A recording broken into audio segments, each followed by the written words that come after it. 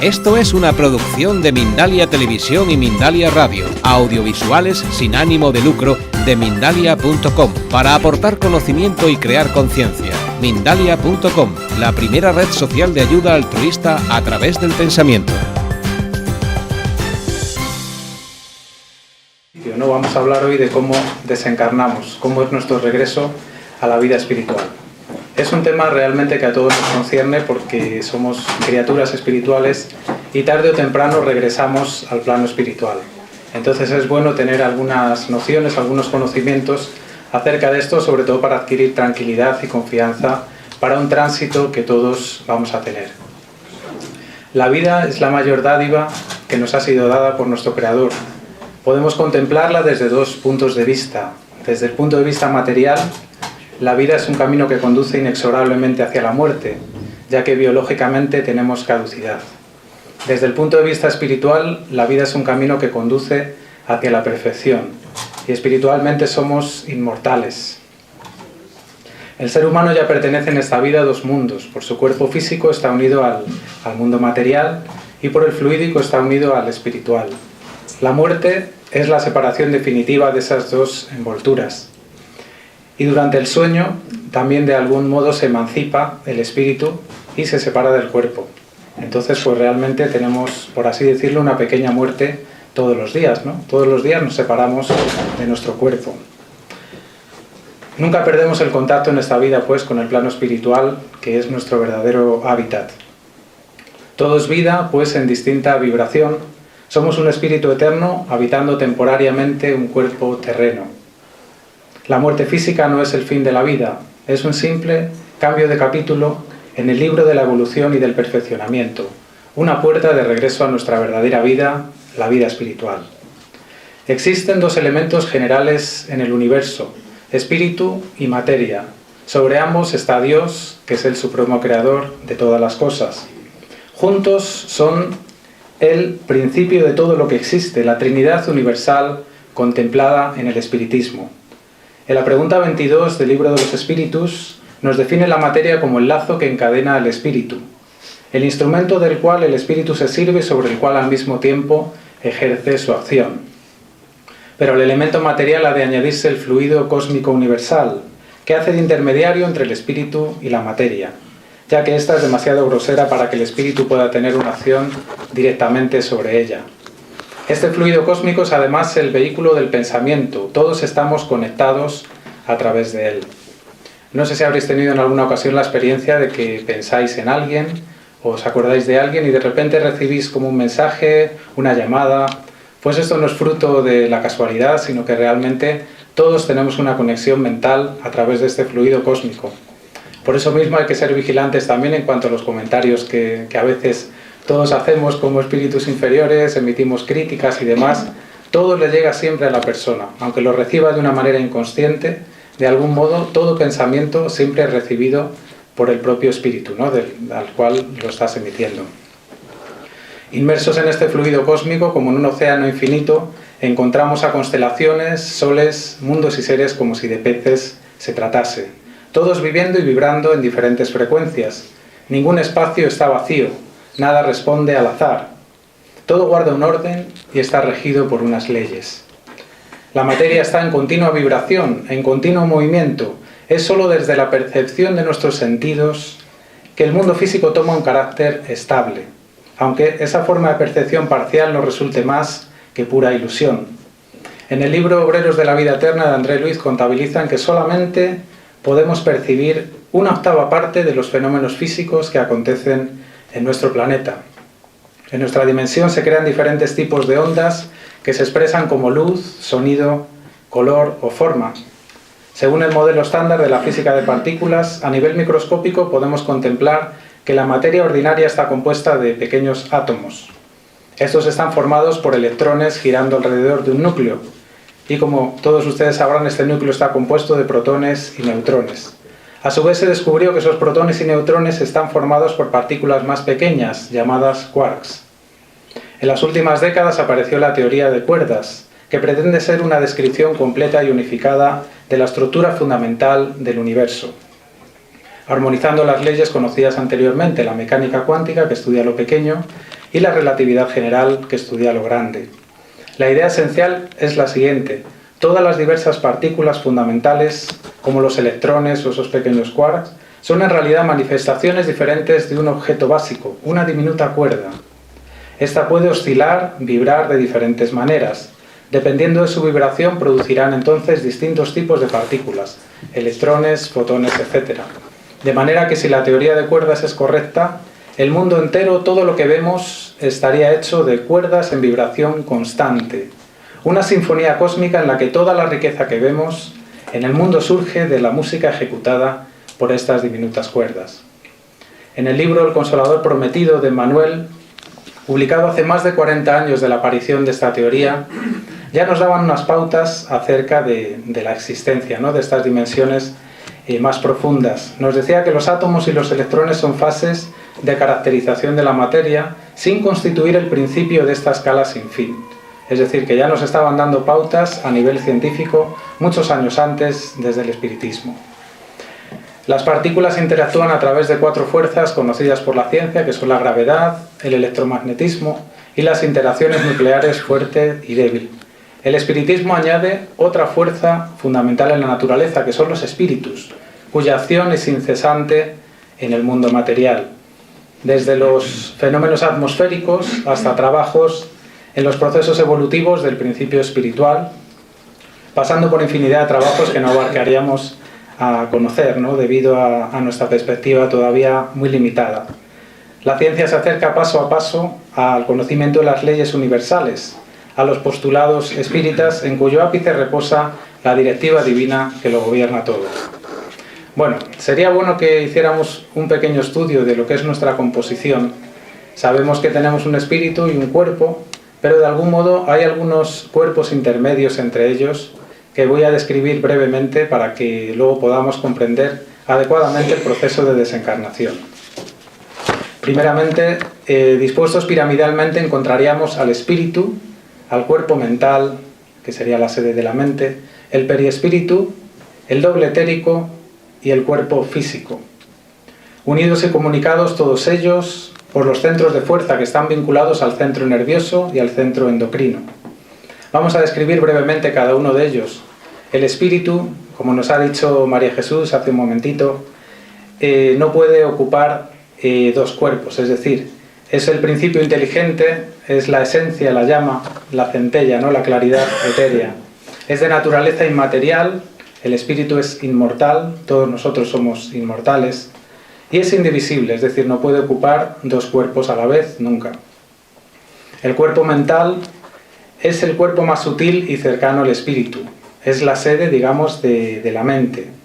Se vale del centro de fuerza coronario, dentro de los centros de fuerza, que administra su vehículo de manifestación, y se encarga de recoger los estímulos, transmitir los impulsos a los órganos, tejidos y células del cuerpo. El pensamiento, como nos dicen en la pregunta 89 del libro de los espíritus, es un atributo del espíritu, que es el verdadero generador del mismo. Es decir, es el espíritu el que genera el pensamiento.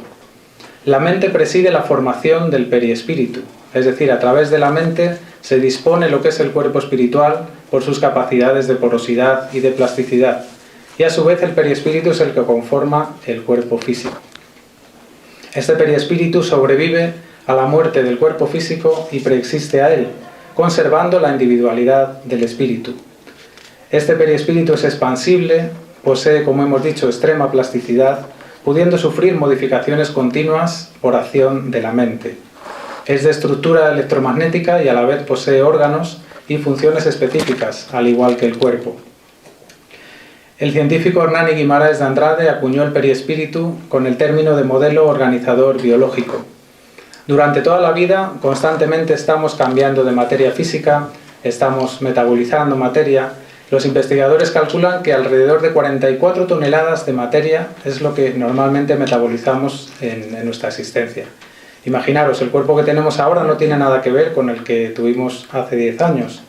Sin embargo, mantenemos la forma física y todas las funciones debido al periespíritu que está constantemente enviando impulsos organizadores hasta el fin de la existencia física.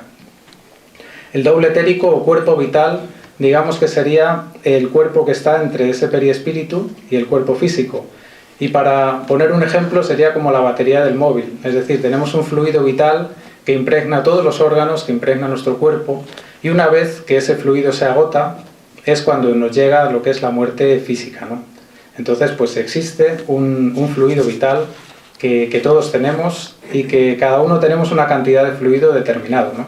Dependiendo de la experiencia que tengamos que vivir. Hay personas como que parece que tienen más vitalidad, ¿no? Tienen más cantidad de fluido vital que otras. Luego el cuerpo físico, como todos ustedes conocen, es nuestro instrumento de trabajo en este plano material. Posee unos 50 billones de células más o menos y se agrupan en tejidos, los cuales se organizan en órganos y en 8 sistemas. Sus elementos constitutivos son el carbono, el hidrógeno, el oxígeno y el nitrógeno. El cuerpo físico sirve en muchos casos de enfermedad para drenar las toxinas que pueda tener el perispíritu. Realmente el cuerpo es como una esponja. Y ese perispíritu, cuando realmente hay un desequilibrio emocional, un desequilibrio mental, pues el cuerpo va sufriendo el drenaje de todas esas toxinas del perispíritu. Por eso es muy importante la vigilancia de nuestros pensamientos. Hemos escuchado en muchas ocasiones que un pensamiento positivo revierte nuestra salud, y realmente es cierto, porque nosotros a través de nuestro pensamiento podemos crearnos estados de salud o estados de enfermedad. Porque la mente es la que lo domina todo. Entonces, si nosotros estamos diciendo estamos enfermos, no nos encontramos bien, pues realmente el cuerpo responde, ¿no? Con esa orden. Por eso es bueno que tengamos un pensamiento positivo, que intentemos todos los días pues relativizar nuestros problemas, pensar que, bueno, todos son pruebas que nos van poniendo desde el plano espiritual y tenemos que intentar llevarlas pues con la mayor paciencia posible, con la mayor resignación. Pues no estamos más aquí que en una escuela. La Tierra es una escuela planetaria donde venimos a aprender y tenemos que tener conciencia de eso. Y sobre todo en el lugar donde nos encontremos, sentir que estamos en el lugar donde tenemos que estar. Las problemáticas que nos suceden son por nuestro aprendizaje. Aunque ahora no podamos verlo desde ese punto de vista tan positivo, algún día veremos que todas las cosas que aparentemente son malas han tenido su porqué y han tenido su sentido. En esta vida, incluso en muchas ocasiones, echando mano del recuerdo, pues podemos ver que cosas que a lo mejor estábamos sufriendo por ellas, más adelante hemos dicho, oye, pues fíjate, aquello que me sucedió, que bien me vino para aprender esto, para ser una persona diferente, para ser una persona mejor. Porque muchas veces somos tan inferiores que necesitamos sufrir la enfermedad para valorar la salud, necesitamos la oscuridad para valorar la luz. Entonces, pues por eso mismo tenemos aprendizajes de este tipo. El cerebro físico entonces no es un emisor de pensamiento. Como hemos dicho, el pensamiento lo emite el espíritu. El cerebro sería un potente receptor donde le llegan los pensamientos emitidos por el espíritu. Y estos pensamientos generalmente pues, se llegan a través de la glándula pineal, que es una glándula situada en el cerebro y que digamos sería la glándula endocrina de la vida mental e incluso de la mediunidad, como nos esclarece André Luiz. Bueno, el proceso de desencarnación es un proceso bastante complejo. En algunos podemos decir que el momento de la desencarnación es también el momento de la separación de ese perispíritu. Pues en personas que han estado esclarecidas, que han llevado una vida intentando mejorarse, ¿no? En esa transformación moral que tenemos que tener. Entonces esa separación se produce prácticamente instantáneamente, en unas pocas horas.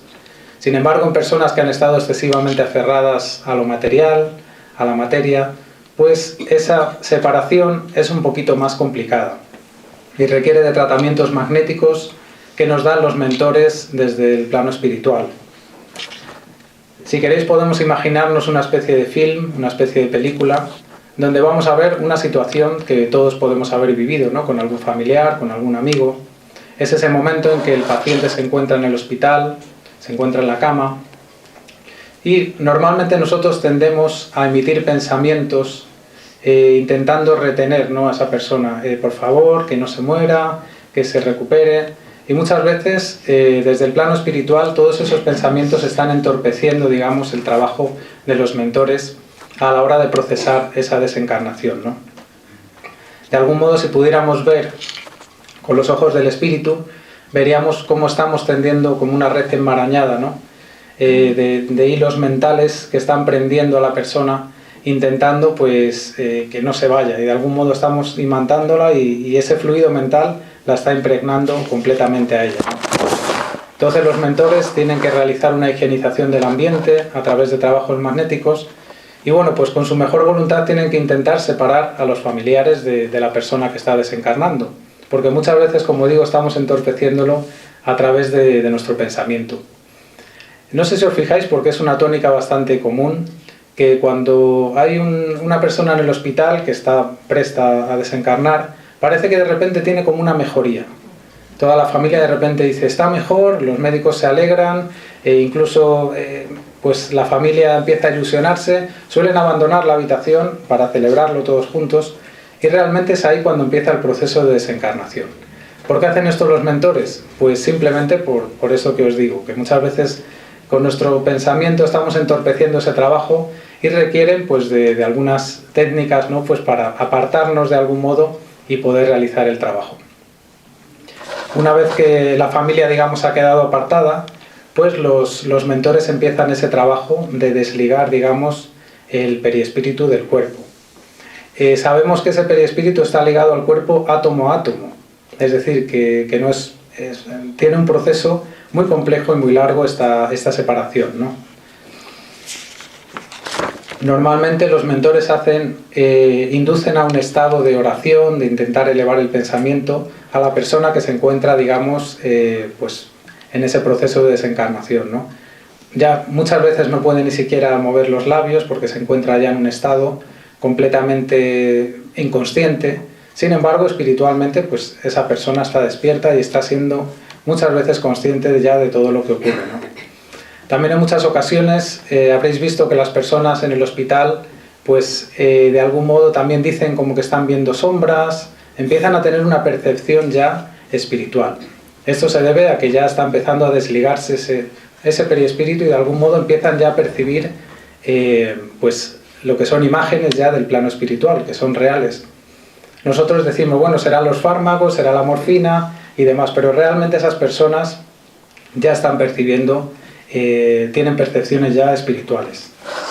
Nos hablan de que el proceso de desligamiento tienen que trabajar 3 centros fundamentales, que son el centro vegetativo, que es el que está ligado al vientre, el centro emocional, que es el que estaría en la parte del corazón, y el centro mental o cerebral en lo que es en la parte del cerebro.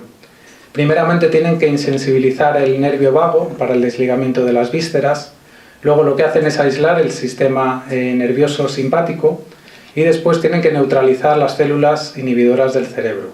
Después comienza este trabajo sobre los 3 centros. Desligando el centro vegetativo se produce un estiramiento de los miembros inferiores, ¿no? Curiosamente nosotros coloquialmente decimos, pues has tirado la pata. Pues realmente ese proceso es así, ¿no?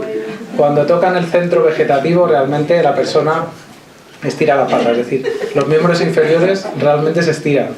Y luego empiezan a trabajar sobre el centro coronario, la parte del corazón, y ya el corazón empieza a funcionar como una bomba mecánica sin regulación. El paciente pierde el pulso y entra en un estado de coma.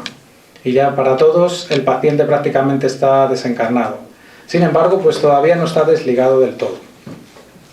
Posteriormente trabajan en el centro mental o cerebral y aquí ocurre una cosa muy curiosa. Trabajan sobre la fosa romboidal concretamente, aunque no dan demasiados detalles en los libros de este último proceso. Y de algún modo se produce en el paciente de repente una proyección de todos sus recuerdos en una especie de film cinematográfico, una especie de vista panorámica donde presencia todos los recuerdos, todas las situaciones que ha vivido de una manera prácticamente instantánea. A una velocidad vertiginosa pasan todos sus recuerdos, todo lo que ha sucedido en la vida. Incluso en experiencias cercanas a la muerte, pues relatan estos casos, ¿no? de revivir todas esas experiencias en un momento, de visualización de una luz. Es decir, que coinciden en este sentido muchísimos casos, ¿no? de personas que luego han regresado pues después de accidentes o de suicidios frustrados. Todos relatan estas experiencias, ¿no? de haber visto esa luz y digamos de haber sentido ese paso de todos los recuerdos, ¿no? En este proceso, cuando tocan ya la parte del centro cerebral, Andrés Luis lo llama histogénesis espiritual. De algún modo empieza a readaptarse otra vez el periespíritu poco a poco. se va formando otra vez, conformando ese cuerpo espiritual, y simplemente queda una última etapa de separación, que sería un cordón, que lo llaman el cordón de plata, que tiene características biomagnéticas, es como un intercambio constante todavía que existe de flujo y reflujo magnético, ¿no?, entre el cuerpo y el perispíritu. En ese momento el último cordón, los mentores, pues depende de la situación que tenga que vivir ese espíritu, realizan ese corte digamos que permanece más tiempo, ¿no? Hay veces que la persona tiene que presenciar su propio funeral porque de algún modo no ha tenido ningún tipo de estudio, de expectativa espiritual, entonces necesita de ese choque de repente de ver a sus familiares, el proceso del funeral, de ver incluso su propio cadáver, ¿no? Y ellos lo presencian, ¿no? Piensan que están viviendo una pesadilla. Muchos de estos espíritus que se manifiestan, ¿no?, a veces hablan pues que quieren despertar, ¿no?, de este sueño. Se encuentran todavía ligados a su cuerpo. Y esto es simplemente por puro aprendizaje, depende del merecimiento, de la preparación de cada uno. Desgraciadamente hay veces que incluso presencian la propia destrucción, ¿no?, de su propio cuerpo. Cuando está en el propio ataúd, pues ellos sienten cómo se está carcomiendo el cuerpo, ¿no?, los gusanos y demás. Es una sensación para ellos muy desagradable, ¿no?, y que les proporciona muchísimo miedo. Lo que pasa es que a la vez es un choque necesario para que ellos de algún modo dejen de tener la visión material, vean que realmente su cuerpo ya no existe y ellos sin embargo siguen existiendo, siguen pensando, siguen sintiendo como espíritus que son. En los velatorios normalmente los encarnados son aún muy ignorantes con el trato con la muerte. Suelen emitir pensamientos y comentarios muchas veces que pueden alterar ese equilibrio del desencarnado, que muchas veces no está todavía desligado de su cuerpo. Entonces él está presenciando todos esos comentarios, muchas veces se enfada, se enoja, ¿no?, de ver lo que están diciendo sobre él. Y hay personas pues que empiezan a hablar a lo mejor pues de oye, me compraste coche, tal, es decir, y claro, él de algún modo tenemos que tener un respeto, ¿no?, en los velatorios, porque tenemos que sentir que realmente ese espíritu puede estar escuchándonos, y de hecho es que nos está escuchando en la mayor parte de los casos, ¿no? Se recomienda, por tanto, dentro del lógico dolor por la pérdida, emitir pensamientos elevados y reconfortantes, oraciones de auxilio, ¿no?, por esa persona, y siempre desde una visión y de un sentimiento positivo, más allá del dolor que es lógico que todos sentimos por la separación del ser querido, pero hay que sentir que esta separación es temporal, es decir, únicamente nos vamos a separar un fragmento corto de tiempo, donde nosotros permaneceremos en este plano hasta que de nuevo regresemos al plano espiritual, que es nuestro verdadero hábitat, y ahí todos nos vamos a reencontrar de nuevo. Bueno, la situación del espíritu después de la muerte sería la consecuencia directa de sus tendencias, bien sean hacia la materia o bien sean hacia el espíritu. Allan Kardec nos habla del estado de turbación que todos los espíritus tienen cuando desencarnan, ¿no? Lo mismo que nosotros no podemos pasar de la oscuridad a una luz muy intensa, pues el espíritu necesita también de un tránsito, de una serie de momentos de etapa donde tiene que readaptarse, digamos, a lo que es su vida espiritual. La comprensión no es inmediata, ni la transición es instantánea, por tanto, ¿no? Depende de la circunstancia y del estado de cada espíritu. Aún se haya envuelto en la red de sus pensamientos, de sus imágenes, el desencarnar no nos convierte de repente en santos, ni nos convierte en personas malas. Seguimos siendo exactamente los mismos, con todos nuestros pensamientos, nuestras tendencias, nuestras ilusiones. Es decir, el desencarnar no nos cambia, seguimos siendo los mismos. Lo que pasa es que pasamos a la realidad ya espiritual. De regreso a la vida espiritual, para la mayoría todo es objeto de admiración, ya que todas las cosas difieren esencialmente, ¿no?, del plano terrestre. La percepción se realiza de manera global, es decir, no está tan sujeto a los órganos receptores sensoriales que tenemos nosotros, ¿no? Es decir, ellos pueden ver a una persona que esté detrás, que esté a un lado, independientemente de la posición o de la dirección, ¿no?, ya que tiene una percepción, digamos, global.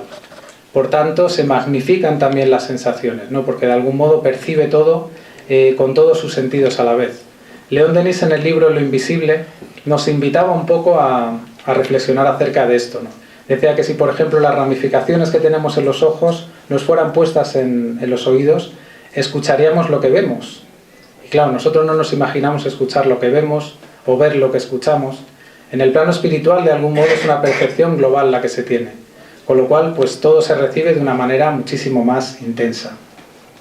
Las leyes de la gravedad son menos rígidas que aquí, lo que pasa es que siguen afectándole, ¿no? El rigor de las estaciones es suprimido por factores que aseguran la armonía de la naturaleza, estableciendo un clima casi constante y uniforme. Los espíritus son capaces de ver en el presente cosas que aparecen para nosotros como situadas en el pasado o en el futuro. El espíritu también tiene conocimiento de los pensamientos y sentimientos que de sus seres queridos se refieren a él. Es decir, que nosotros cuando emitimos o bien hacemos una oración, un sentimiento hacia ellos, ellos lo captan siempre. Porque como he dicho al principio, estamos todos conectados a través de ese fluido cósmico, independientemente de que tengamos cuerpo o no lo tengamos. El tiempo no se cuenta igual que los relojes terrestres, y el fenómeno del día y de la noche es muy diferente, comprobándose en lugar de las tinieblas nocturnas una leve disminución de la intensidad de la luz, que se vuelve difusa, como si fueran los crepúsculos, repletos de colores y matices admirables, como si la luz pudiera penetrar en todas las cosas. Sin ser limitado por el espacio, el espíritu puede orientarse, encontrar una persona viva y seguirla, desplazarse hacia cualquier punto con la velocidad del pensamiento por fuerza de su voluntad. Le basta dibujar en la mente el lugar idealizándolo y siguiendo sus recuerdos, su voluntad lo lleva en una fracción infinitesimal de tiempo a ese lugar. Qué maravilla viajar así, ¿verdad? Nosotros que tenemos que ir andando, que ir en coche, coger un avión, pues ellos incluso pueden visitar otros planetas, ¿no? Simplemente por la fuerza de su voluntad. Esto es una maravilla. Los espíritus atraviesan la materia, no existen barreras materiales, lo penetran todo, el aire, la tierra, el agua, hasta el mismo fuego le es igualmente accesible. Así como puede por su voluntad elevarse también por los aires, ¿no? Pueden volar a través de la atmósfera. Se comunican, como hemos dicho, a través del pensamiento, no necesitan la emisión de las palabras, ya que, como sabemos, el pensamiento es la antesala de la palabra. Antes pensamos que emitimos, digamos, lo que vamos a decir. Las ideas elaboradas con fuerza en el plano espiritual generan formas dotadas de color, dotadas de formas perfectamente perceptibles por todos aquellos que están sintonizados con las ondas que las expresan. Es decir, que ellos visualizando una imagen, con la fuerza de su voluntad se genera esa forma en el plano espiritual, las llamadas ideoplastías, ¿no? El perispíritu dispone también de nuevos elementos con que atender su propia alimentación. André Luiz nos habla de una especie de trompas de succión magnética y la alimentación se produce a través de ósmosis magnética, ¿no? No necesitan de alimentos pesados como nosotros, sino que se alimenta a través del magnetismo, ¿no? Absorbiendo los elementos que regeneran su propia vitalidad, en condiciones inimaginables de pureza y con las más delicadas composiciones químicas de la atmósfera. A pesar de ello, como podemos observar en la obra de Nuestro Hogar, de André Luiz, algunos espíritus recién llegados al plano espiritual requieren todavía de la toma de alimentos más pesados, ¿no? Pero es simplemente porque ellos a nivel mental todavía necesitan sentir, digamos, que toman ese alimento, al igual que sienten frío, que sienten sensaciones muy ligadas a cuando estaban encarnados, ¿no? Entonces este proceso, digamos, es paulatino hasta que realmente toma conciencia ya de su realidad espiritual. Los espíritus describen que respiran por sus pulmones y que sienten latir su corazón con absoluta normalidad. Es decir, que el perispíritu está dotado de órganos, igual que el cuerpo, y a veces cercanos a la desencarnación se llega a oír ambos latidos, ¿no? El latido del perispíritu y el latido del cuerpo físico. En el libro Volví también nos esclarecen que los objetos de nuestro uso personal emiten radiaciones que se ligan a nuestras ondas magnéticas, creando elementos de unión entre ellos y nosotros, reclamando mucho abandono por nuestra parte, con la finalidad de que no nos retengan o que no nos perturben. Esto nos brinda la pauta de comprensión acerca de la mediunidad de psicometría, que a través de tocar un objeto hay algunos medium pues que se les revelan determinadas situaciones, ¿no? La vegetación se torna extremadamente interesante. Imaginad un clavel floreciente con sus raíces entrelazadas en la propia atmósfera, ¿no? Para hacernos una idea de cómo es allí la vegetación. En la vida errática vemos espectáculos indescriptibles y las más provechosas lecciones, de manera que muchas almas regresan al plano material trayendo, digamos, obras de arte, tanto musicales como a nivel pictórico, que son copias, digamos, de las que han ellos presenciado en el plano espiritual mientras estaban desdobladas por el sueño, ¿no? Tenemos muchos ejemplos de estos. Por ejemplo, en el libro Los mensajeros espirituales de André Luiz se describe como un espíritu de un artista, ¿no?, llamado Florentin Bonat, presencia en una casa de auxilio un cuadro llamado El martirio de Saint-Denis, y luego, pues cuando se despertó, reprodujo ese cuadro, ¿no? Sin embargo, las copias terrestres pues no tienen esa pureza de líneas, o en el caso de la música, esa pureza de afinaciones.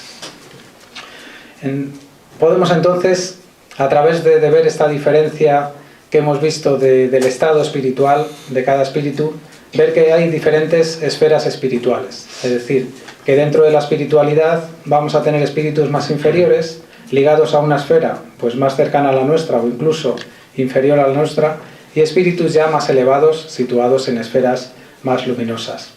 El espíritu pues se sitúa en la dimensión adecuada a su nivel evolutivo. Los espíritus superiores pueden descender a las zonas más inferiores. Sin embargo, no sucede lo mismo con los inferiores, que no pueden ascender en el momento en el que quieran, ¿no? Hay esferas más elevadas donde la espiritualidad es como si fuera muy luminosa, como una esfera de sol, de claridad bendita, ¿no?, y de bellezas maravillosas, donde emana la fuente que podríamos llamar inspiracional. Del centro de esas esferas dimanan los elevados conocimientos que facilitan a las leyes humanas, y sus rayos son reflejados por las mentes que están en correspondencia directa con su grandeza en conceptos como bondad, tolerancia, sabiduría o amor. Tenemos que ser conscientes de que, como he dicho antes, estamos en el lugar y en el momento adecuado a nuestra evolución.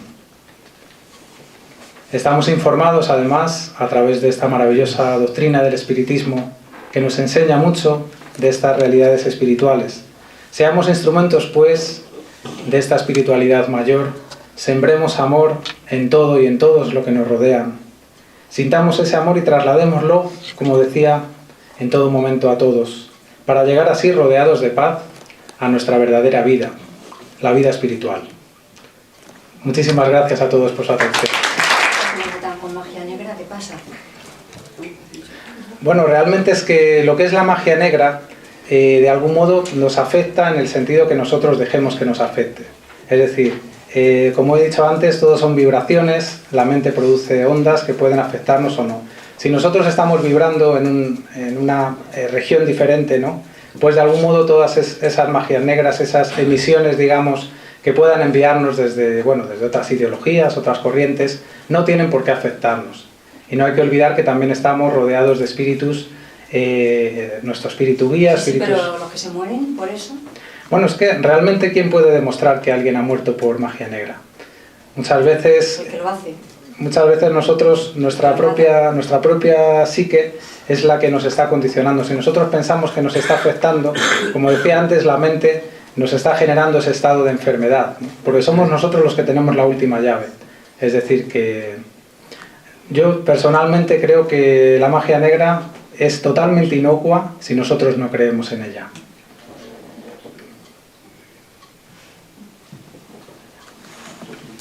Sí. ¿En toda desencarnación hay mentores? Sí, absolutamente en todas. Incluso en espíritus a lo mejor que hayan cometido errores graves, en criminales y demás, siempre hay asistencia del plano espiritual. Lo mismo que hay asistencia en los nacimientos, bueno, en la mayor parte de ellos no, pero a la hora de desencarnar siempre tenemos espíritus mentores más elevados que están ayudando en ese proceso. Siempre. No se pierde ninguno. ¿Perdona? No se pierde ningún espíritu. No, los espíritus lo único que una vez que desencarnan sí que pueden quedar imantados a esferas un poco más inferiores. Están los llamados umbrales, ¿no?, que nos describen en libros como Nuestro Hogar de André Luiz, donde los espíritus una vez que han desencarnado pues de algún modo se imantan por su vibración a ese lugar, ¿no? Pero los mentores que los atienden no los pueden llevar a un sitio mejor. Claro, es que imagínate, es como poner una gota de tinta en un vaso de agua, es decir, que más allá de que los mentores puedan llevarles allí, ellos de algún modo no están todavía preparados para habitar, digamos, en esas regiones, no necesitan el aprendizaje previo. Muchas veces son espíritus que no han tomado conciencia de que ya han fallecido, que ya están en el plano espiritual y requieren de un aprendizaje muchas veces duro, ¿no? En regiones realmente sombrías y donde ellos principalmente reflexionen acerca de sí mismos, se arrepientan de sus actos y realmente cuando hay un arrepentimiento sincero, cuando realmente hay un merecimiento, llega siempre el plano espiritual mayor para asistir a ese espíritu. Pero constantemente estamos de algún modo observados, ¿no? Es decir, que no hay nadie desamparado. Bueno, en esas zonas del umbral, las umbralinas, ese espíritu, esa persona que ha desencarnado, que ha acabado en ese lugar y está durante un tiempo, bueno, una medida del tiempo registrada por él, porque se supone que es otra medida del tiempo, puede estar años, puede estar, bueno, es una cuestión mental. Pero mi pregunta es la siguiente: cuando sale de ahí por merecimiento, por arrepentimiento, o a los 10 años o a los 50, según su percepción, ¿no es esa zona umbralina básicamente una proyección de su mente que acabó en esa zona umbralina porque de alguna manera fue concibiendo esa zona a través de su vibración, pero realmente la existencia de esa zona del umbral es relativa? Esa es mi pregunta. Es una reflexión muy interesante porque de algún modo el pensamiento, como decimos, es creador. Sin embargo, efectivamente sí que existen esas plataformas de aprendizaje, digamos que son continuaciones de esta escuela, ¿no? De algún modo los espíritus muchas veces necesitan, como decía antes, de ese aprendizaje un poquito más severo, ¿no? De estas zonas umbralinas. Y realmente en el momento en el que ellos empiezan a elevar su vibración, pues ya, como decía antes, reciben esa asistencia al plano espiritual, incluso son llevados a reuniones mediúnicas, ¿no? De los centros espíritas, donde pueden conversar y al fin y al cabo se trata de cambiar su vibración. Normalmente suelen necesitar un sueño reparador, suelen venir a buscarles, pues necesitan, a veces hasta se lo llevan en camillas incluso, y después de ese sueño reparador pues comienza otra vez la reconquista de ese equilibrio, ¿no? que necesitan. Pero es muy interesante esto que has comentado. Tengo aquí una duda, a ver si me la puedes aclarar. Yo tenía pensado que a veces vienen las sombras dependiendo de cómo haya sido la vida de la persona. Entonces, como tú nos hablas de los mentores, entonces explícame la diferencia esa de cuando vienen las sombras o los mentores. No lo tengo claro. Claro. Mira, es que los mentores de algún modo es como, de algún modo cuando llega un criminal a un hospital, le meten en un quirófano, entonces ellos no juzgan si es un criminal, si es un rey, si es un mendigo, es decir, de algún modo ellos dan esa asistencia para ese proceso de desencarnación. Luego el espíritu ya tiene el merecimiento, hay veces incluso que en la vida ha tenido una conexión con esos espíritus más inferiores y de algún modo esos espíritus vienen a buscarle y vienen a pedirle cuentas y de algún modo se lo llevan también a zonas más tenebrosas, ¿no?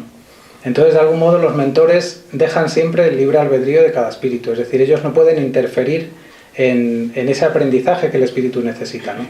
Porque Dios al fin y al cabo en su infinita misericordia permite que haya esas zonas umbralinas por nuestro bien, ¿no? Porque realmente, como decía antes, muchas veces no sabemos valorar las cosas hasta que no sentimos el lado contrario, ¿no? Entonces por eso estos espíritus necesitan de vivir esa experiencia en estos umbrales. O sea que los mentores son independientes, aunque vayan sombras a buscar al fallecido. Claro, los mentores que más quisieran ellos que poder llevar a todos a las colonias espirituales y darles asistencia. Hay veces que esa asistencia llega después de una reflexión del espíritu, de un arrepentimiento necesario. Es decir, el espíritu tiene que tener tanto el merecimiento como el estado vibratorio necesario para ser asistido, ¿no? Es así.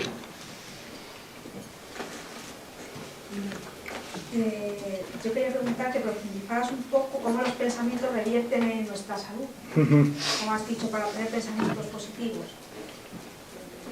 Sí, los pensamientos efectivamente, en el plano espiritual dijimos que se producen incluso formas, ¿no?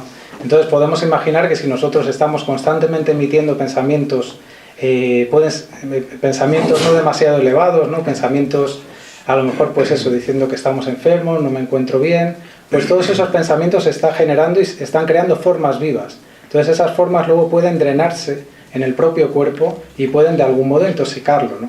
Entonces por eso es muy importante, el pensamiento no solamente es algo etéreo que no tiene forma, sino nosotros cuando pensamos estamos emitiendo formas vivas, ¿no? Fluido mental que es mensurable, que es palpable y de algún modo puede afectar al equilibrio y por supuesto puede incidir en las patologías.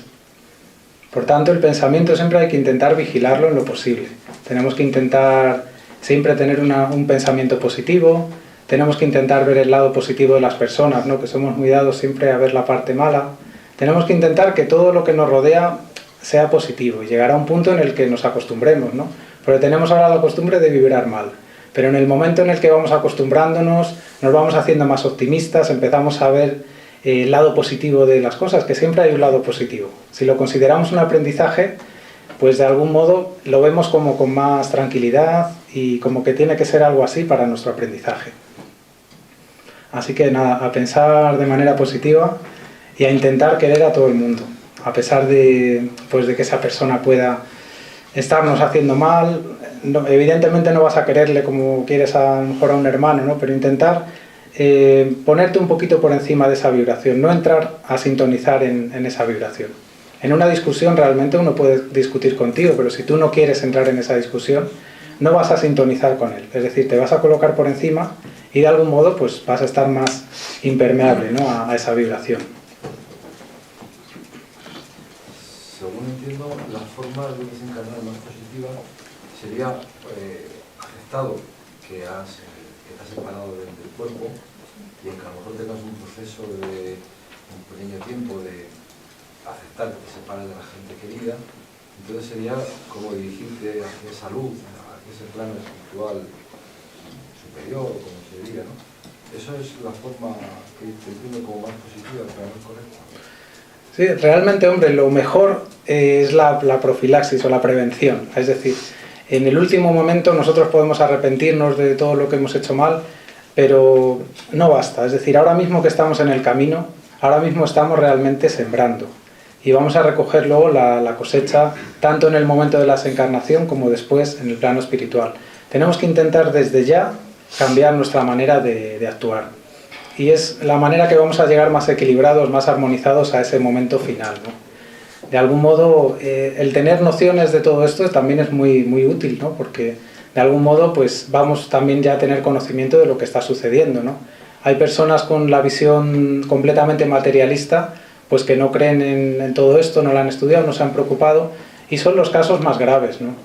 Hay en libros incluso, recuerdo un ejemplo de un libro que estaba el perispíritu de la persona como intentando quedarse así quietecita al lado del cuerpo, como diciendo, Dios mío, que vuelva a despertar de todo esto, ¿no? Y la encontraron así, totalmente aterrorizada y ligada a su cuerpo, ¿no? Porque no entendía, no comprendía lo que le estaba sucediendo, ¿no?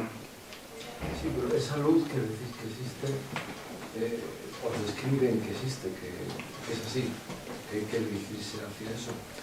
Sí, realmente la luz de algún modo surge esa luz porque empezamos a tener la percepción espiritual.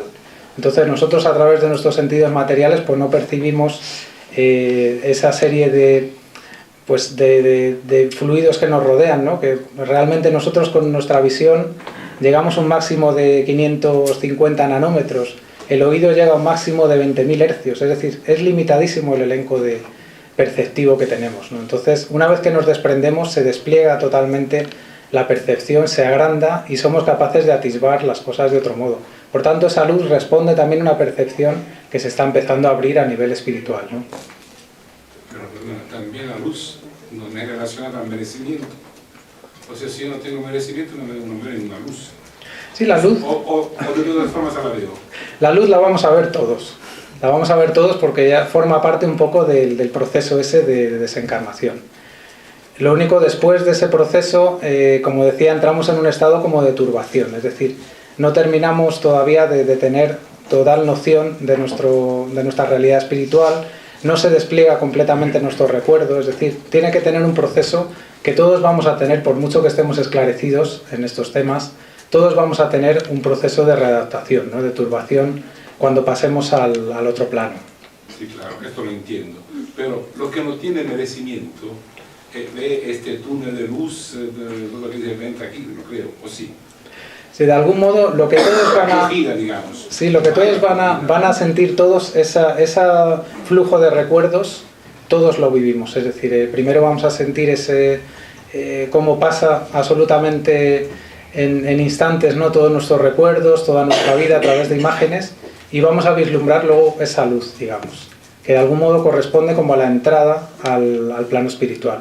Y el merecimiento simplemente es en base a la asistencia que nos den los mentores a ir a planos, digamos, mayores o a quedarnos en regiones diferentes dependiendo de lo que necesitemos, ¿no? Porque realmente no pueden llevar un espíritu que todavía no está preparado a un plano, digamos, superior, ¿no? Tiene que tener todo un proceso. Hay personas, por ejemplo, que llevan muchos años que están en coma y luego regresan. Y hay otros que pueden estar 4 o 5 años en coma y mueren. Entonces, quiero saber yo, esas personas que están muchos años en coma, ¿en qué plano espiritual están? Si están en el otro lado o están aquí en la tierra, porque como están en coma... Claro.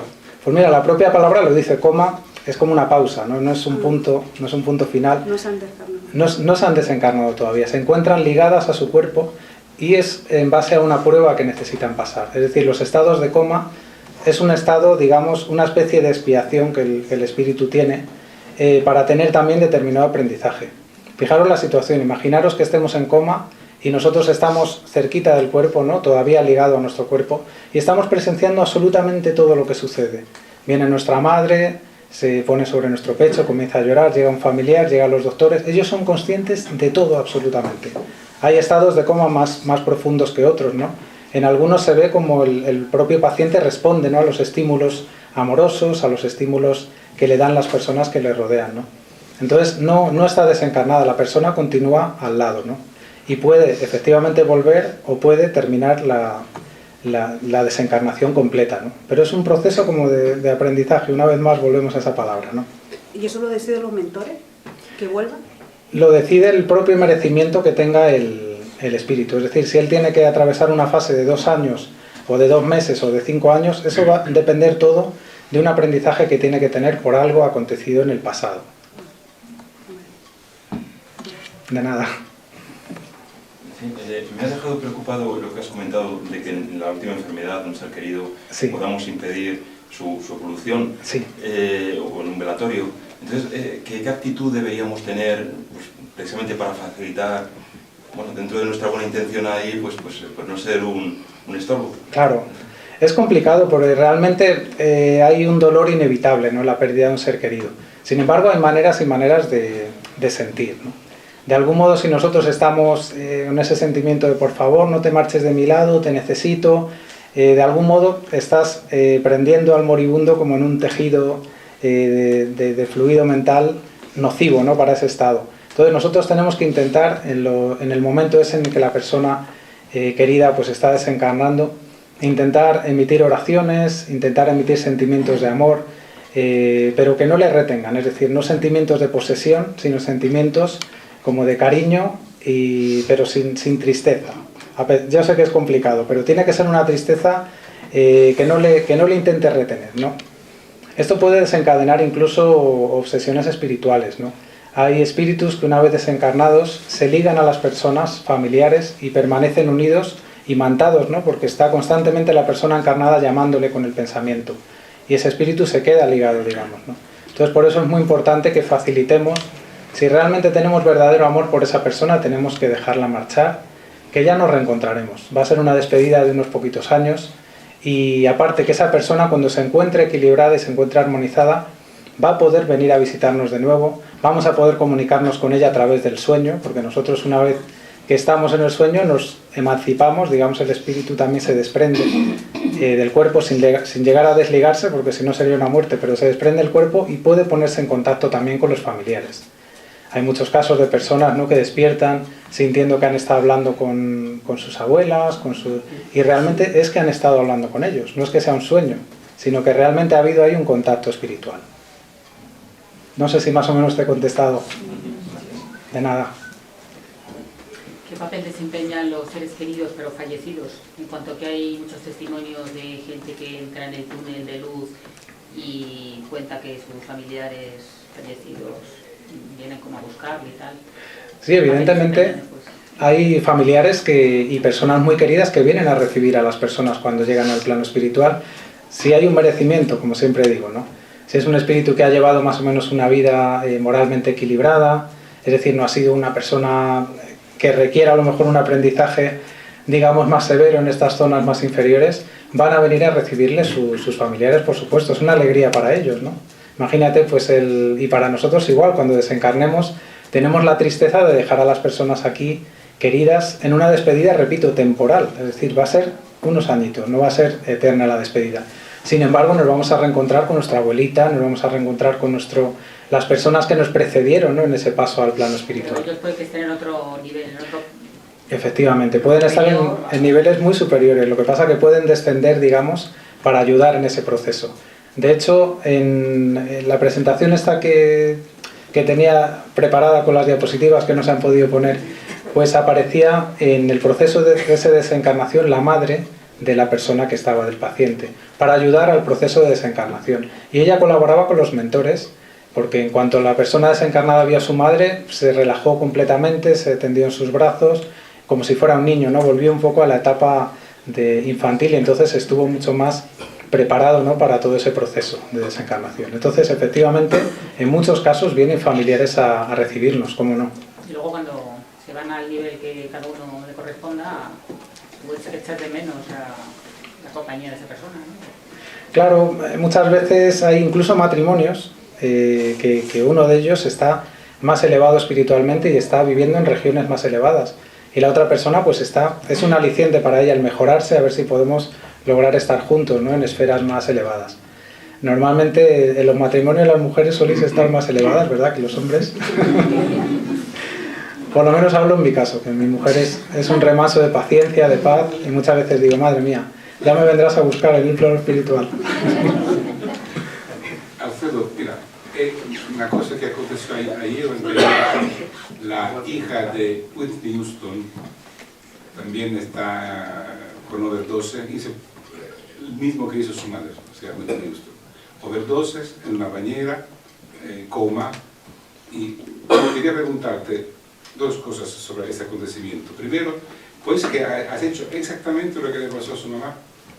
Perdona, es que no te he entendido muy bien el comienzo. Whitney Houston, ¿sabes quién es? Ah, Whitney Houston, sí. Ayer, digamos, está en coma por overdose. Lo han dicho. De sobredosis. Y lo mismo le pasó a su mamá. Sí. Que la encontraron en la bañera. Quería saber si tú crees que hay, digamos, una relación entre estos dos. Y otra cosa, que los médicos han dicho que de apagar ya las máquinas que la tienen vida. ¿Esto se le va a perjudicar? Bueno, yo creo que la madre siempre intentará que la hija, habrá intentado por todos los medios disuadirla de pues, la toma de drogas y demás. Probablemente esté cerca de ella, su madre, y estará intentando por todos los medios ayudarla. Lo que pasa es que a lo mejor no dispone de la elevación o de la preparación para poder hacerlo, ¿no? Pero indudablemente estará sufriendo mucho con este acontecimiento, de ver a su hija sufriendo además una situación parecida a la que tuvo ella, ¿no? Es decir, lo que pasa que, bueno, que esos casos pues ya pueden a lo mejor suponer un aprendizaje, pero ya a nivel terrenal. Igual pues la hija ha supuesto un shock para ella muy grande lo que le pasó a la madre y de algún modo pues está siguiendo ahí un poco sus pasos. Pero a nivel espiritual no tendría por qué haber ningún tipo de conexión, sino todo lo contrario, la madre intentaría ayudarla, ¿no?, en este caso. Si está y el hecho que quiera apagar las máquinas. Porque hace muy poco tiempo. Hace poco tiempo. Son 3 años. De la muerte de la madre, entre la madre y la hija. Claro, claro. Y lo de las máquinas, perdona... Que quiera apagar la eutanasia, digamos. Bueno, este es un tema muy delicado, lo mismo que el tema del aborto. La eutanasia, yo soy contrario a ella en el sentido de que creo que tenemos que acometer la prueba que tengamos que pasar. Entonces, Dios conoce perfectamente todo lo que nosotros tenemos que pasar, conoce también los límites de nuestras capacidades, y de algún modo el provocar la muerte, pues en muchos casos estás, digamos, faltando un poco a ese necesario tránsito que tienes que tener en esta encarnación. Es así. Hay personas que dicen, bueno, claro, si una persona está paralítica, solo puede mover la cabeza, lleva así 30 años, yo creo que claro, que es una liberación. Pues a lo mejor no es una liberación, porque a lo mejor la liberación tiene que ser que pase completamente esa prueba y renazca de nuevo espiritualmente ya con esa deuda saldada, ¿no? Muchas veces si interrumpes otra vez esa deuda, es cuando vuelves otra vez a necesitar otra expiación.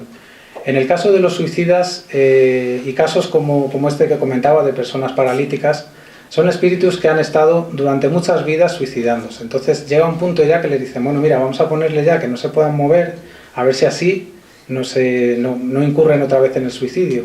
Y fíjate en el caso de este hombre gallego tan conocido por la película Mar Adentro, que al final el tipo se tomó un vaso de veneno, es decir, que incluso estando en ese estado, al final volvió a hacerlo, ¿no? Y desgraciadamente volvería otra vez en el plano espiritual a tener parte de esa deuda que todos tenemos que saldar, porque si no hubiese una justicia divina no podríamos entender nacimientos de niños, por ejemplo, con tetraplegias, cómo Dios en su infinito amor va a permitir que una criatura que no tiene ninguna culpa, si solo hay una vida, pero es que claro, no es una vida solo, tenemos un recorrido de muchas vidas. Yo siempre pongo el ejemplo de una pista de las Olimpiadas, ¿no? De una carrera de 100 metros. Imaginaros que en una pista pues hay una persona completamente normal, con toda su salud, con sus zapatillas y demás. En la segunda pista vemos uno que está ciego. En la tercera pista uno que le falta una pierna.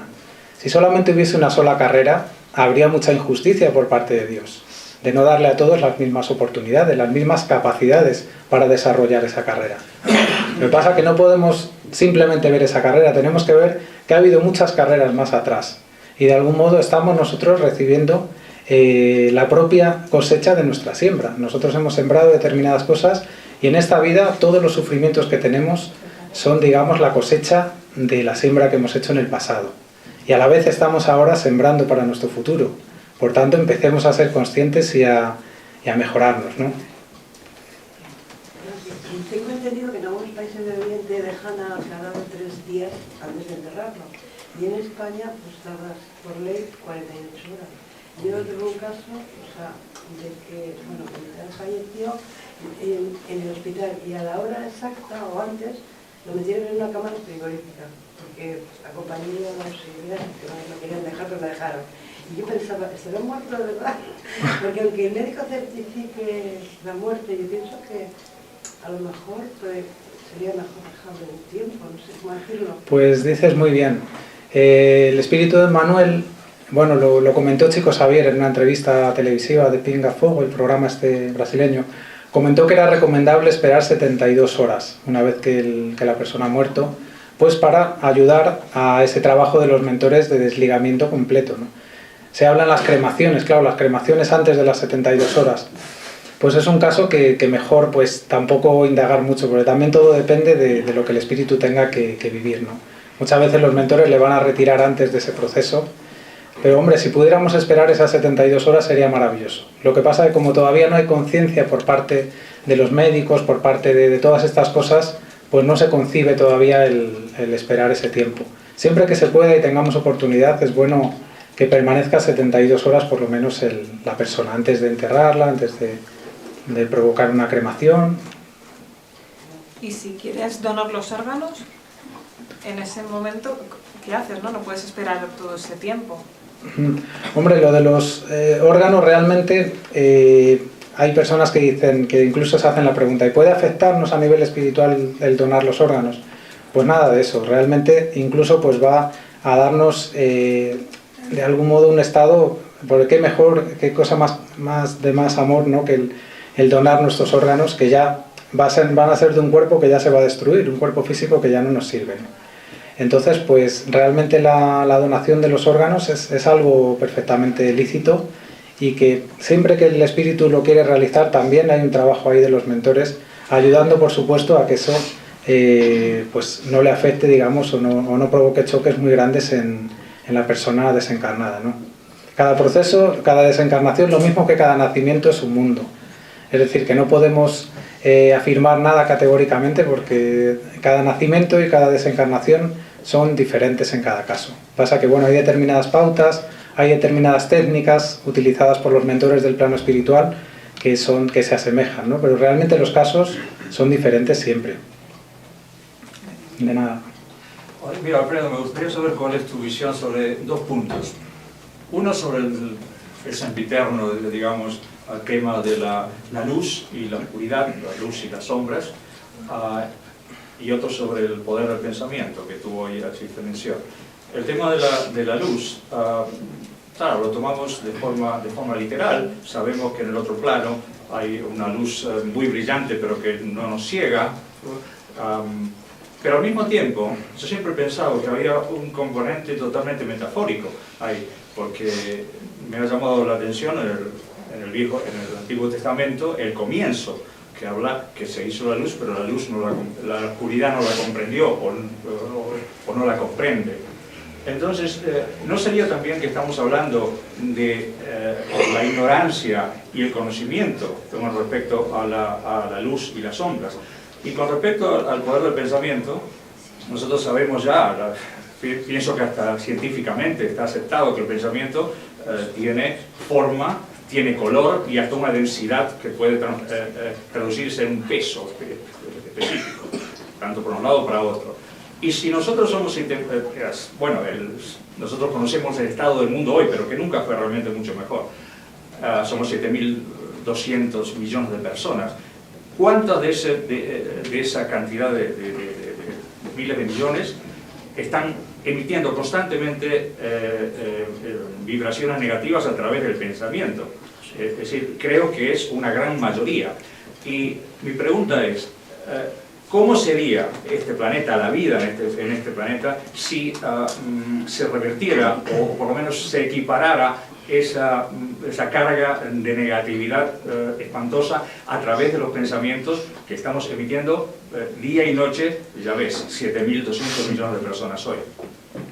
Pues mira, comienzo por la segunda. La carga residual psíquica de los pensamientos nocivos que emitimos efectivamente da una atmósfera muy densa. En los libros de André Luiz, cuando tienen esos comandos de ayuda, ¿no?, que descienden a nuestro plano para ayudar, pues hablan de esa carga residual pesada, ¿no? Les cuesta mucho, digamos, transferir de un ambiente a otro, tienen que reducir mucho su vibración, su luminosidad, para transitar en esa densidad, ¿no? Efectivamente, si cambiásemos los pensamientos todos, ¿no?, si fuéramos más optimistas, más positivos, más amorosos, más indulgentes, efectivamente la atmósfera cambiaría completamente.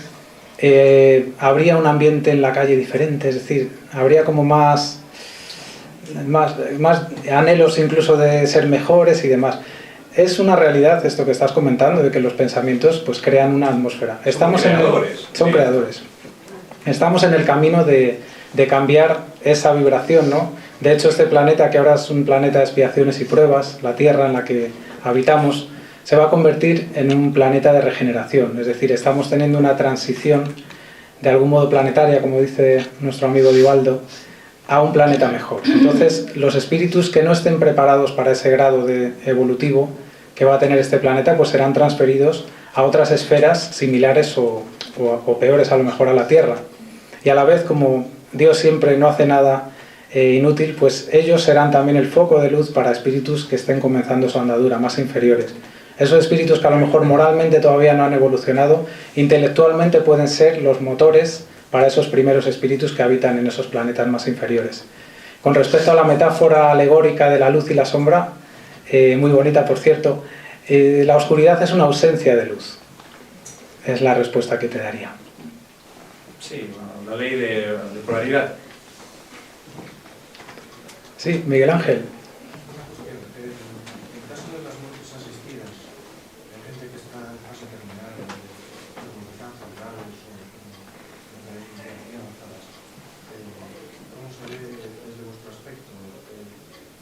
Se les da morfina y a veces se les seda un poco y parece que facilita el proceso de curación. Claro, cuando una persona está en un estado terminal, pues hay que intentar evitarle en lo posible, es decir, que si se le inyecta morfina y demás, pues fantástico, es decir, él está ya en un proceso, ya prácticamente está comenzando a desligarse, ¿no? Un proceso irreversible, efectivamente. Entonces ya lo más que se puede hacer es intentar pues darle pues esos momentos que los pase lo mejor posible. Aunque parezca una cosa que habitualmente decimos, la oración, aparte de ser una repetición maquinal de palabras, como algunos la consideran, es una emisión muy poderosa de pensamiento. Entonces, de algún modo, nosotros cuando oramos por una persona, si pudiéramos ver la movilización fluídica que hay en el plano espiritual, nos sorprenderíamos muchísimo. A la hora de orar, de algún modo estamos desprendiendo una serie de fluidos y de energía muy benéfica para la persona. En esos casos yo recomiendo sobre todo como comentábamos antes, no tener pensamientos de retención hacia la persona, intentar pedir que esa persona sea asistida, que lo pase lo mejor posible en ese proceso que está teniendo y permanecer a su lado y darle todo el cariño, toda la tranquilidad. Si es posible, darle algunas nociones si no conoce pues todas estas realidades espirituales, pues si es posible, qué mejor momento, ¿no?, para recibir esas enseñanzas, ¿no?, y para atender a ellas. Y sobre todo el no tener tristeza, es decir, cuando estemos delante de esas personas, intentar transmitirles alegría, porque al fin y al cabo somos espíritus inmortales, ¿no?, que la muerte simplemente es la muerte del cuerpo físico. No vamos a morir nunca. Entonces, esa noticia yo creo que es bastante tranquilizadora, ¿verdad? Por favor, ¿pueden ayudar a las personas que estamos en el plano físico nuestro, de alguna manera, a esos espíritus que quieren apegarse y no marcharse? ¿Pueden ayudarles?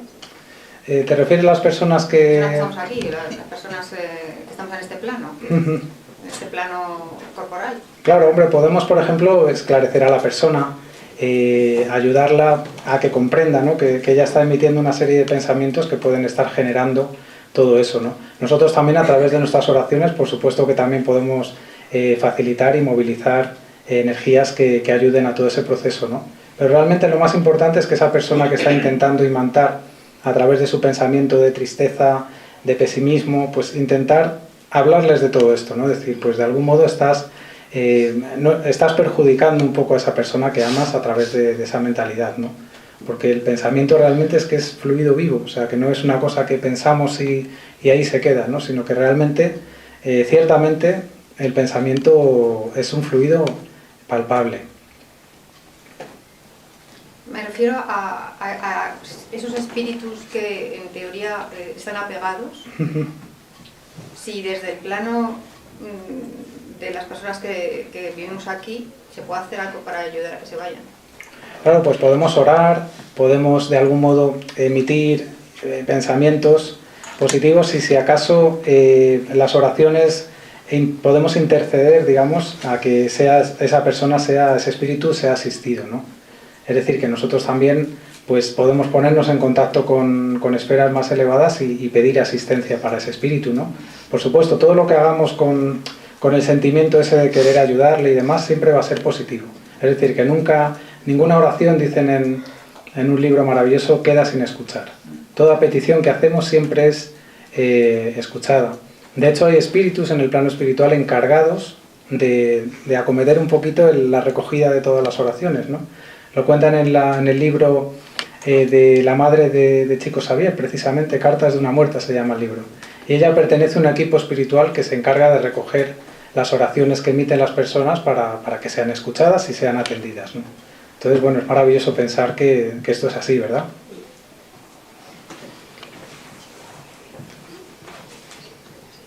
Muy bien, pues no hay ninguna cuestión más. Sí. Has dicho que somos inmortales, que siempre estamos ahí, sí. Pero ¿se crean espíritus nuevos? ¿Nacen espíritus nuevos? Hombre, constantemente.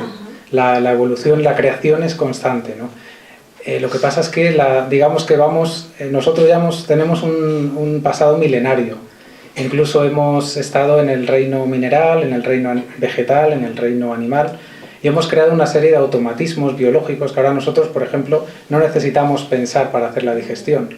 Y esto es algo que hemos aprendido cuando teníamos las raíces, éramos plantas, íbamos cogiendo las sales minerales. Son aprendizajes que ya hemos ido adquiriendo en nuestro paso por, digamos, por los estados espirituales más inferiores, ¿no? Y de algún modo, pues, en adelante, cuando seamos espíritus más evolucionados, tampoco necesitaremos esforzarnos para amar y para perdonar, que eso será maravilloso. Directamente ya saldrá de nosotros sin tener que hacer como ahora, que nos cuesta un esfuerzo enorme, ¿verdad? Todo es evolución. Y por eso hay tantísimos planetas en el universo, millones de galaxias llenas de planetas que son escuelas planetarias. Donde hay vida, donde hay espíritus. Totalmente. No solamente el planeta Tierra, sino todo, está lleno de todo. Por supuesto, vamos, Dios no pondría tantísimos planetas solo para ponernos un paisaje bonito por las noches. Todos los planetas están habitados y lo único que hay esferas de distinta evolución. Hay espíritus que están comenzando su andadura, otros espíritus que ya la han comenzado. Este planeta es de expiaciones y pruebas, es decir, es un planeta que no es precisamente feliz. Estamos espíritus todavía con muchas deudas a nivel espiritual. Es el más duro, ¿verdad? Yo he leído que el planeta Tierra es el planeta donde más pruebas son más difíciles, donde más duro es. Los que volvemos, los que estamos aquí, es porque hemos elegido pasar estas pruebas que son las más duras del resto de los planetas. Bueno, hay planetas inferiores que dentro de la escala que Allan Kardec nos dispuso, hay planetas inferiores que es una categoría inferior a la de las expiaciones y pruebas. Es decir, que hay planetas peores que la Tierra, ¿no? Donde el mal brota por todos los costados. Aquí en la Tierra, pues yo creo que hay mucha gente buena. Basta ver cuando hay una catástrofe o algo, como la gente sale de sus casas, se vuelca. Es decir, que tenemos ahí algo muy bueno. Lo que pasa es que nos ponemos muchas corazas en el corazón y muchas veces nos cuesta sacar esa parte buena que todos tenemos. Por eso es lo que digo, que esa coraza fundamentalmente está compuesta de orgullo y de vanidad. Muchas veces somos muy orgullosos, no queremos dar nuestro brazo a torcer. Y yo siempre digo, en una discusión, ¿qué más da si tienes razón o no? Es que al fin y al cabo es tan importante el llevar la razón. Yo creo que es más importante el muchas veces callarnos, aguantarnos ese orgullo y perder esa batalla, entre comillas, ¿no? Pues yo creo que la estamos ganando. La persona a lo mejor que tenemos delante, no vamos a entrar en esa sintonía a nivel de ponernos a discutir, y sin embargo pues vamos a aumentar esa humildad, vamos a ir limando poquito a poco ese orgullo que todos tenemos, y todos los días podemos ejercitarlo porque tenemos oportunidades cada instante, ¿verdad? Pero no crees que ese orgullo, Pero es muy difícil hacer ese orgullo, esa vanidad, esa soberbia que puede tener el ser humano, no está realmente solamente basada en la inseguridad y en el temor, o sea, igual a la ignorancia. Sin duda, sin duda. No cabe duda, esto ya entra en el terreno de la psicología, ¿no? Pero efectivamente muchos estados a lo mejor que nosotros tenemos, ¿no? Irascibles, muchas veces responden a inseguridades, responden a miedos, responden a frustraciones que tenemos y lo pagamos un poco con la otra persona. Entonces yo creo que es bueno reflexionar acerca de la pregunta 919 del libro de los Espíritus, en la cual San Agustín nos hace una reflexión muy bonita y muy interesante. Yo os recomiendo a todos, la medida de lo posible, que la apliquéis. Dice San Agustín que todas las noches antes de acostarnos tengamos unos minutos de reflexión acerca de todo lo que ha acontecido durante el día, cómo hemos reaccionado ante determinada situación. Y es que, de algún modo, si conocemos dónde tenemos que trabajarnos, es la mejor manera de mejorar. De algún modo hay que recordar las situaciones que hemos vivido, también lo que hemos pensado, porque hemos dicho que el pensamiento es la antesala del acto. Y si todas las noches vamos haciendo, digamos, balance de toda nuestra conducta, poco a poco, cuando vuelva a suceder una situación parecida, vamos a hacerlo mejor. Porque estamos reflexionando, estamos intentando crear una pauta de comportamiento diferente, ¿no? Si hiciéramos eso unos minutitos antes de acostarnos todas las noches, veríamos cómo poco a poco esa transformación moral se va procediendo. En vez de, hombre, se puede ver la tele, también la película y demás, pero yo digo un ratito. A ver, mira, yo quería preguntarte, es que hay una compañera que le da corte hacerlo y lo pregunto por ella. Está a punto de ser abuela y entonces ella dice, ¿cómo puede ayudar al nacimiento de ese bebé, de que ese bebé se encuentre acogido? Bueno, pues ella está feliz de que va a nacer ese bebé, ¿no? Pues eso es la mejor manera de estarle ayudando, porque de algún modo estás enviándole amor constantemente. Hay una cosa muy importante que tenemos que tener en cuenta. En el proceso de reencarnación, de algún modo, el espíritu ya está ocupando ese cuerpo prácticamente desde la primera célula. Entonces nosotros podemos enviarle ese amor, le podemos enviar todo ese sentimiento a ese pequeño espíritu que está ya en proceso de nacer, ¿no? Entonces la mejor manera pues es eso, enviarle ese sentimiento, o a través de la oración, a través de cómo prefieras hacerlo, porque al fin y al cabo de lo que se trata es de que fluya ese sentimiento, ¿no? Y enhorabuena, de verdad. ¿Se considera que el espíritu es específico solamente de la especie humana? Bueno, aquí es una cuestión que deberíamos de matizar un poco, porque podemos hablar del principio espiritual. El principio espiritual es parte de la esencia espiritual que todos tenemos, pero realmente lo pasamos a considerar alma o espíritu en el momento en el que entramos en la parte hominal, en la parte de los hombres, cuando ya tenemos libre albedrío, cuando ya tenemos responsabilidad de nuestros actos. A un tigre, por ejemplo, no se le van a pedir cuentas de que haya matado por instinto a lo mejor a otro animal. Sin embargo, los hombres ya cuando empiezan a tener esa responsabilidad, cuando empiezan ya a evolucionar en ese camino moral, es cuando realmente ya podemos hablar de espíritu. O sea, que existe un momento de la evolución en el cual se empieza. Efectivamente. Pero vamos, el principio espiritual siempre existe. Lo que pasa es que se va desarrollando en esos reinos que decía menores de la naturaleza. Vamos pasando por el reino mineral, vegetal, animal, para adquirir todos esos aprendizajes que ahora tenemos a nivel biológico y que se realizan automáticamente.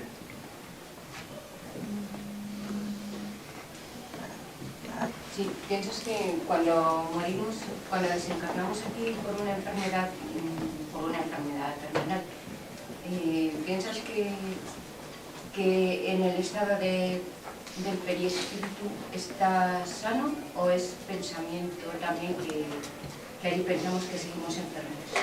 Pues precisamente muchas veces esos estados de enfermedad terminales, enfermedades como el cáncer, sirven porque el cuerpo es como una esponja, entonces sirven para drenar todas esas toxinas que el perispíritu pueda tener. Una vez que fallece la persona, el espíritu renace más luminoso, renace favorecido, es decir, que el perispíritu de algún modo ha servido esa enfermedad para su limpieza y para su depuración. Hay que pensar que esto es como una esponja donde vamos filtrando muchas veces todos los desequilibrios, todas las deudas que tenemos se van filtrando en nuestro cuerpo. Incluso antes de reencarnar, nosotros ya tenemos conocimiento de las cosas más importantes que van a acontecer en nuestra vida. Por ejemplo, los hijos que vamos a tener, esos espíritus que ya pueden ser afines o no. Pues muchas veces, qué mejor que en un seno de una familia para limar asperezas del pasado, ¿no? Hay veces que hay hermanos que son enemigos de otras vidas, que te preguntas, ¿cómo pueden ser hermanos y llevarse tan mal? Pues claro, es que si echáramos un vistazo a su pasado, a lo mejor han sido enemigos encarnizados. Sin embargo, pues nos permite la disposición maravillosa de la familia para que vayamos teniendo experiencias comunes, vayamos desarrollando lazos de cariño y poco a poco limando todas las deudas que podamos tener uno con el otro, ¿no? De nada.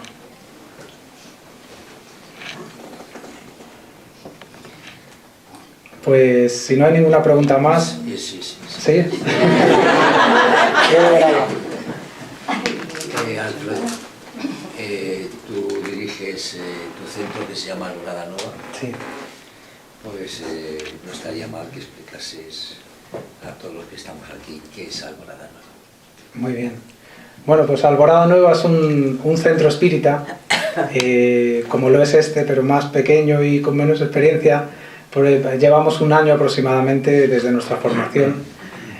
Surgió la idea pues de realmente sentir el espiritismo muy dentro, ¿no? Sentir que estas enseñanzas deben ser divulgadas, deben ser compartidas, y qué mejor que crear un centro donde las personas puedan llegar y puedan adquirir estos conocimientos, puedan recibir pases magnéticos, puedan recibir esclarecimientos, puedan ayudar a que sus problemas se relativicen un poco, ¿no? Pero cuando tenemos esta tranquilidad de que todo nos está sucediendo por un motivo, la perspectiva cambia completamente. Pero el nombre. Alborada Nueva. Sí. Bueno, esto responde un poco a lo del matrimonio que comentaba antes con mi mujer. Hicimos una lista de nombres y yo había puesto unos 20 nombres y ella había puesto solo uno. El nombre era Alborada Nueva. El que puso. Con eso creo que lo dejo dicho todo. ¿Qué es Alborada Nueva en el mundo espiritual? Alborada Nueva. Disculpad, Alborada Nueva es una colonia espiritual dentro de lo que es los planos espirituales, similar a la de Nuestro Hogar. Nuestro Hogar la conocemos por el libro maravilloso de André Luiz. Hay otro libro también de Kai Versutel que se llama Alborada Nueva, y realmente es una colonia espiritual. Mi mujer a lo mejor pertenece a esa colonia espiritual y por eso tenía la querencia, ¿no?, por ese nombre. Y bueno, pues la verdad es que a mí me pareció un nombre bonito, ¿no? Porque Alborada Nueva es como un despertar, como que el día sea nuevo, que tengamos nuevas ilusiones, nuevas ganas de mejorarnos, ¿no? Y nos pareció un nombre bonito por ello, pero efectivamente responde a una colonia espiritual. ¿Y cómo es la colonia? Pues bastante elevada. De hecho, la graduación está situada por encima de Nuestro Hogar. Es una colonia maravillosa, pues donde hay muchos ministerios. En vez de ser el Ministerio de Hacienda, el Ministerio, pues ahí son ministerios de la luz divina, ministerios todos encaminados pues al conocimiento. En el plano espiritual realmente los más respetados no son los que tienen más bienes materiales como aquí puedes pasar en la tierra. El respeto y la veneración se adquiere a través del conocimiento y sobre todo de la autoridad moral, ¿no? En el plano espiritual no nos podemos esconder. Realmente aquí podemos poner cara de póker y demás. Allí el periespíritu está emitiendo lo que nosotros sentimos. Por eso muchos espíritus al desencarnar incluso corren a alumbrar, a esconderse, ¿no? Porque todas, digamos, sus cosas íntimas más malas pues salen a relucir, ¿no? Porque de algún modo es como si se fotografiasen en el cuerpo espiritual. Me he ido un poquito de...